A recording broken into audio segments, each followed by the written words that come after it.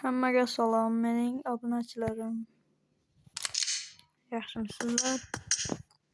Bugun video olganim yeshi ko'paytirish haqida bo'ladi. Hamma biladiki, 7 kun kirmasdan tursa, yeshi qaytarish, ID beradigan joyi bo'ladi. Qaytuvchi degan. Shu yerga o'tasiz. Qaytish tarixi degan joyga o'tasiz.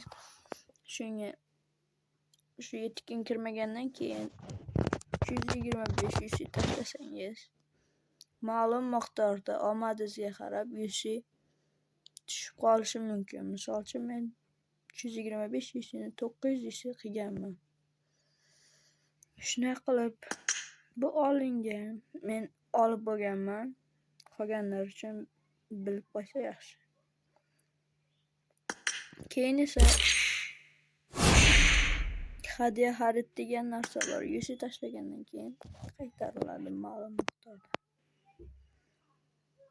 Iltimos, shu videoga like bosib, obuna bosib qo'ying. Keyingi videolar tezroq chiqishi uchun. Mana bu yerda esa 60 yusi qaytarib olganman. Hamma bilib qo'ysa yaxshi, ko'proq yusi qilib olishadi.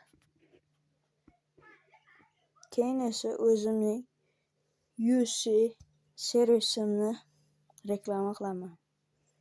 Arzonroq va sifatli, tezda tushadi.